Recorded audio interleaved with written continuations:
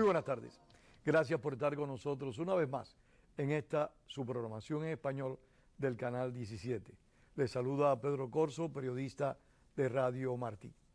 Nuestro invitado de la tarde es el politólogo, el abogado boliviano Carlos Sánchez Berzaín, conocido por todos ustedes, un hombre muy presente en los medios y que siempre trae a colación asuntos de interés y la forma muy particular que él tiene de analizar los temas que se abordan. Hoy vamos a conversar con Carlos Sánchez Berzaín si en realidad está o no retrocediendo los movimientos de la llamada izquierda. Si de verdad, y le pregunto a Carlos ya, si de verdad, Carlos, los proyectos del socialismo siglo XXI están en decadencia o no, eso no es una realidad. Gracias, Pedro. Un saludo a toda tu importante audiencia, que tú siempre tan generoso. Merecido. Para hablar del tema de la izquierda y de su retroceso, hay que primero establecer el marco de referencia, inclusive semántico y teórico, en el que nos vamos a mover.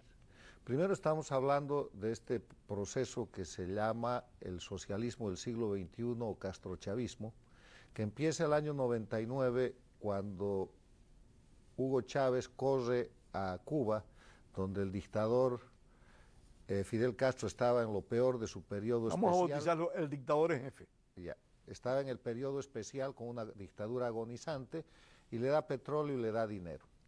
Entonces recrean el foquismo de los 60, la expansión, la locura de expandir la revolución cubana por toda América y por todo el mundo, pero esta vez lo hacen a través de movimiento bolivariano, movimiento ALBA, y así vemos que el siglo XXI tiene un crecimiento de lo que tú llamas proyectos de izquierda, que son Chávez más la dictadura castrista que toma el liderazgo. Chávez pone el dinero, y el Foro de Sao Paulo, que era el instrumento de sobrevivencia que el castrismo había creado en el Brasil con el Partido de los Trabajadores después de la caída del muro de Berlín y la extinción de la Unión Soviética. O sea, ¿de qué estamos hablando? Estamos hablando de un proyecto político que se forma en base a los principios y a la metodología de la dictadura más antigua y más criminal de las Américas, que es la dictadura castrista de Cuba. Y en el avance de ese proceso se demostrará que el proyecto que hoy día se llama castrochavismo, que recibió el glamoroso nombre de socialismo del siglo XXI, es un proyecto más criminal que político. ¿Por qué? Es un proyecto mucho más delictivo que ideológico, por los resultados, porque la política es como la ruleta, lo que se ve se anota. Y lo que se anota hoy día es que después de un crecimiento y una expansión muy grandes, del castrochavismo, que llega a controlar la Argentina con los Kirchner, el Brasil con el Partido de los Trabajadores, con Rousseff y con Lula. 16 años. Controla hasta ahora Venezuela por casi 20 años, controla Bolivia con Evo Morales por casi 13 años, controla Nicaragua, controló varios países de Centroamérica y controló la OEA por 10 años. Y a la vez, Carlos, ejercía una gran influencia en la inmensa mayoría de los países latinoamericanos.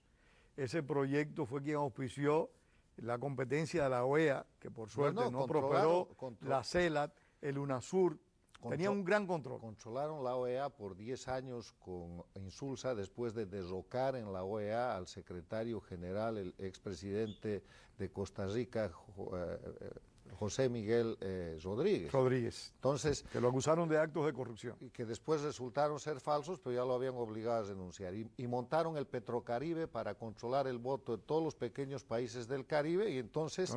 la diplomacia petrolera, hay que reconocerle, funcionó. Bueno, la diplomacia del soborno. Bueno, petroleras sobornaban con petróleo. Entonces, ahora estamos en la discriminación de que este es un proyecto que ha resultado más delictivo y más criminal que político o ideológico. Y tú me preguntas por qué. Yo te digo por los resultados. ¿Y cuáles son los resultados? La Argentina de los Kirchner, hundida en corrupción, han dejado un país hundido en la miseria que está Macri tratando de recuperar y que parece misión imposible. El Brasil, la corruptela con el lavallato que ha afectado a toda América y a todo el mundo, con esta historia de Odebrecht y de las empresas constructoras, ha llevado a la cárcel a Lula, que está condenado a 12 años de prisión. Y ha generado un resultado electoral por el cual un demócrata, un líder democrático, diferente a lo que se llama la izquierda del Partido de los Trabajadores, que es Jair Bolsonaro, es el presidente electo del Brasil. Venezuela está hundida en una crisis humanitaria que afecta a toda la región, y eso no es resultado de una acción política, es resultado de una acción criminal disfrazada de izquierda, pero que es en verdad el castrismo en expansión. Castro ya había sido exitoso llevando a la miseria extrema a Cuba, donde hasta hoy día se debate por 60 años. Pero además de eso, con su proyecto y con el dinero que le llevó Chávez, recreando la locura de lo que llaman revolución cubana, ha llevado a una crisis humanitaria a Venezuela y al país más rico de la región y al país con reservas petroleras más grandes del mundo, lo ha puesto en la miseria absoluta. Esta semana la OEA denunció que se calcula que más de 40.000 funcionarios cubanos de los cuerpos policiales de inteligencia están prestando servicios en Venezuela. Claro, porque además sostienen esa dictadura a pura represión con la metodología castrista, que es otra expresión de delincuencia. Entonces, te sigo demostrando, Bolivia está convertida en narcoestado de la mano de Evo Morales, puesto y sostenido en el gobierno con un régimen absolutamente castrista por Cuba y Venezuela, con el eje de conexión de narcotráfico de Venezuela, que también es un narcoestado.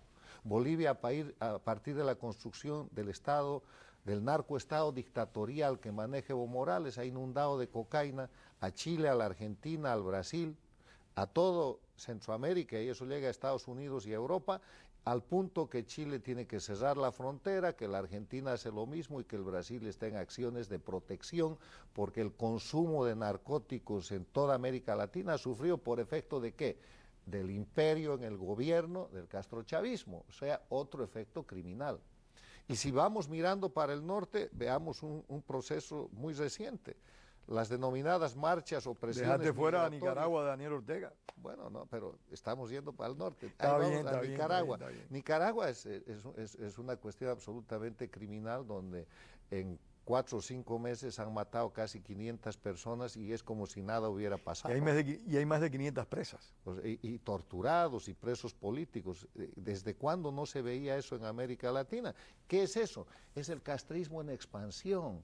Es Castro con su metodología de gobierno totalitario, de dictadura, de destrucción de la libertad y la democracia, de oprobio, de violación a los derechos humanos, más el dinero de Venezuela puesto por Chávez, que domina la política y la tragedia del siglo XXI en América Latina, donde gracias a Dios se está produciendo un proceso de reversión, que es lo que tú llamas cómo se va achicando la izquierda, por la cual las dictaduras del socialismo del siglo XXI, del castrochavismo, se están achicando y solo quedan 4 hoy día: Cuba, Venezuela, Nicaragua y Bolivia. Y son dictaduras todavía amenazantes porque tienen muchísimo dinero que proviene de los peores crímenes que se pueden cometer. Y tienen aparatos policiales, Carlos, realmente eficientes en lo que a reprimir consiste. Pero eso es saben hacer su trabajo. No, pero eso es crimen. Por supuesto. Tortura, que es parte del crimen. Apresamiento, persecución, exilio, muerte. Entonces, en esa dinámica, yo te decía que el crimen organizado del castrochavismo sí se está achicando. Y que el año 2018 ha sido un año importante en esa marcha, porque está marcado por varias cosas. Primero, la derrota en Colombia del candidato que ellos sustentaban, Petro, con el triunfo del actual presidente, que es Iván Duque. Con un gobierno que recibe un país destrozado, endeudado, donde han legitimado por cierto, el las crimen. Críticas contra el señor Duque están creciendo muy fuertes. Es que ha recibido un país muy difícil y él creo que no está sabiendo poner las cosas en contexto y mantener iniciativa. Lo primero que Duque tiene que hacer es mostrar el país que ha recibido, porque si no, después de un tiempo ya es su culpa. Tiene que mostrar cómo Colombia ha sido hipotecada y endeudada por Juan Manuel Santos en el famoso proceso de paz, que ha sido otra dinámica de influencia criminal del castrochavismo sobre, en este caso, ¿Por qué califica Colombia. eso de esa manera? Porque han legitimado al crimen organizado que era la guerrilla a cambio de nada. Hoy día el pueblo colombiano al que se le ofreció paz, tranquilidad, sufre las mismas vicisitudes que tenía, con la diferencia de que hay una cúpula de la guerrilla puesta en la política. Han podido lavar su dinero, Santos ha recibido un premio Nobel, pero la vida diaria no ha cambiado para los colombianos. Tanto no ha cambiado que tienen un país con una deuda externa, resultado de ese proceso que el presidente Duque no está pudiendo administrar. O sea, no ha sido para mejor, insisto en mi comparación.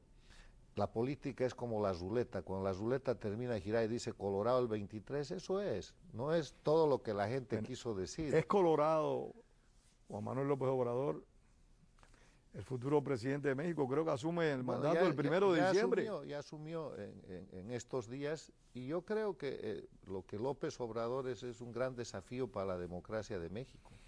En esa dinámica yo estaba haciendo el inventario y decía que el 2018 ha sido un buen año para la recuperación de la democracia en las Américas, que ha ido achicando las dictaduras, porque además de que en Colombia ha ganado no ha ganado el candidato del castrochavismo, lo mismo ha pasado en el Brasil.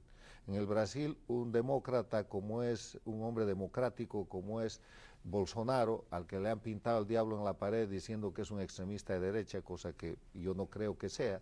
Yo he escrito una crónica, un ensayo diciendo que Jair Bolsonaro es un aporte vital para la democracia del Brasil y de las Américas, y los hechos lo están demostrando.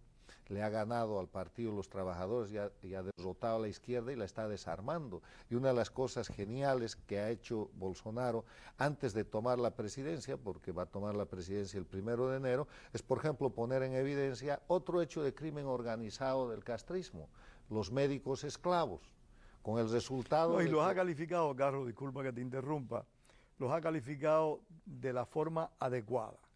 Son médicos esclavos. Y son los esclavos modernos. Lo ha dicho muy bien. Además lo ha hecho de manera positiva. Ha dicho: aquí hay miles de médicos, creo que se pueden quedar si quieren.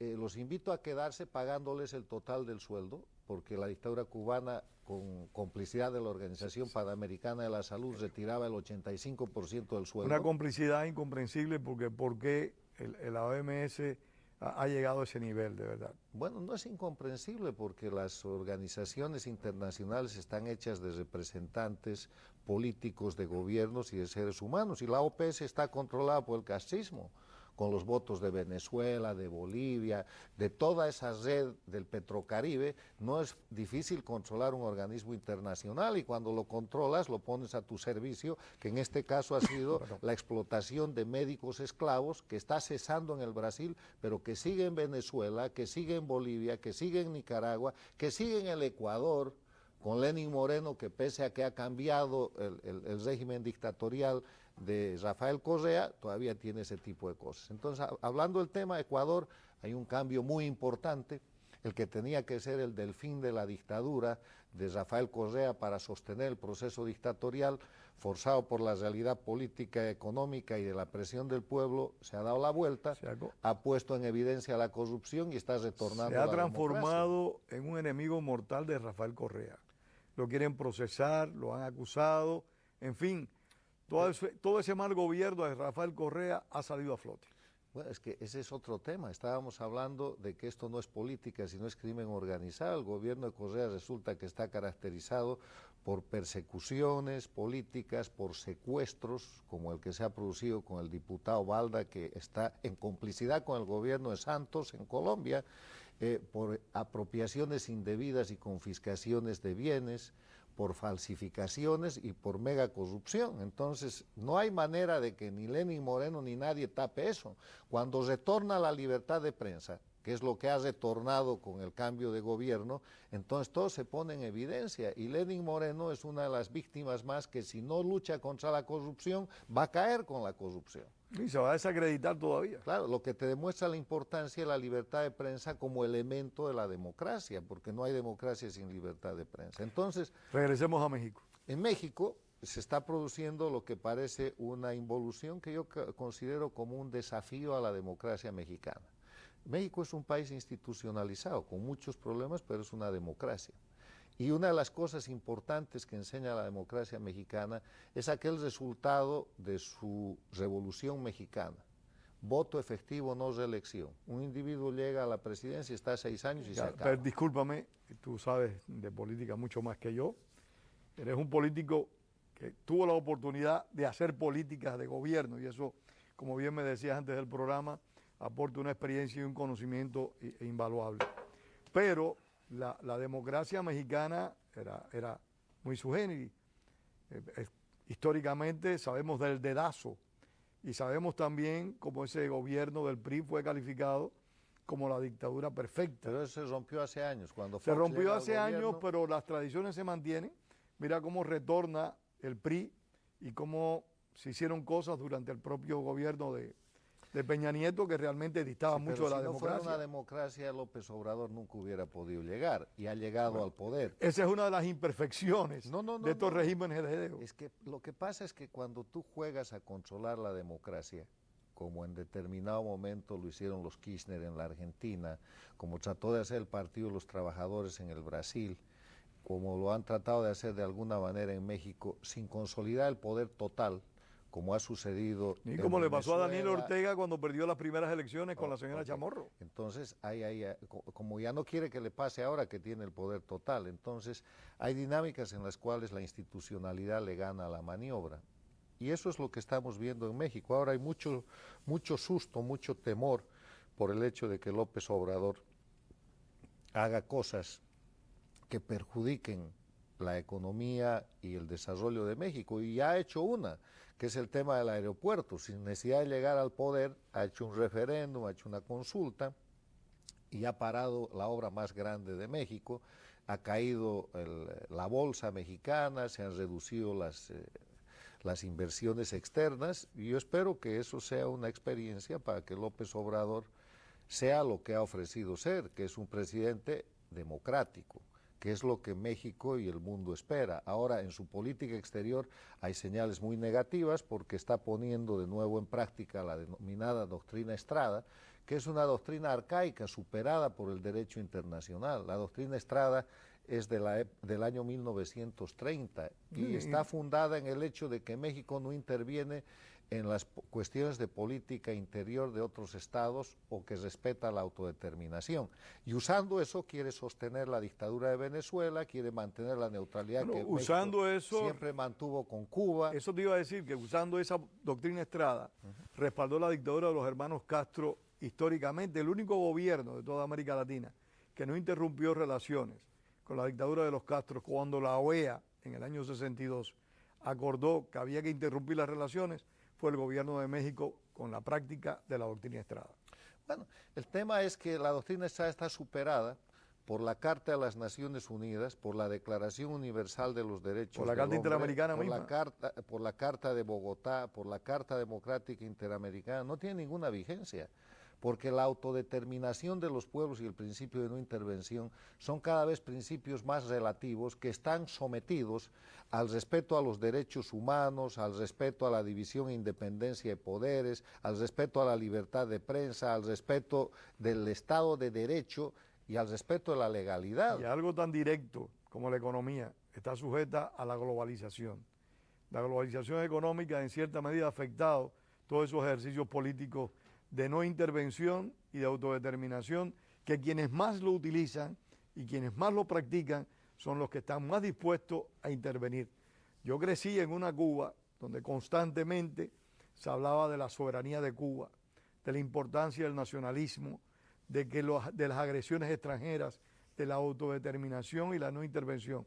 Pero a la vez tú veías cómo el gobierno cubano intervenía y rompía la autodeterminación de cada pueblo de América Latina. Bueno, mira, la autodeterminación y la no intervención en las Américas hoy día es la coartada, es el alibi de las dictaduras castrochavistas de Cuba, Venezuela, Nicaragua y Bolivia para sostener regímenes de oprobio, de crimen organizado, vinculados al narcotráfico y de dictadura y violación de los derechos humanos de sus ciudadanos. ¿Cuándo alega Venezuela con Maduro no intervención o autodeterminación? Cuando toma presos políticos, cuando cubre los delitos de la gente del régimen, cuando asesina gente, como ha sucedido hace unas semanas en el famoso SEDIM o Policía Política, sí. Cuando alega Cuba no intervención, cuando apalea a las damas de blanco, cuando toma presos políticos y cuando mata de hambre a su pueblo, cuando Bolivia alega no intervención, cuando hace crecer los cultivos de coca de 3.000 hectáreas del 2003 a más de 80.000 hoy día para inundar de cocaína el mundo. O sea, es una locura, es una coartada. La intervención de los regímenes. es cuando me conviene, la no intervención cuando me conviene también. No, Los conceptos juegan.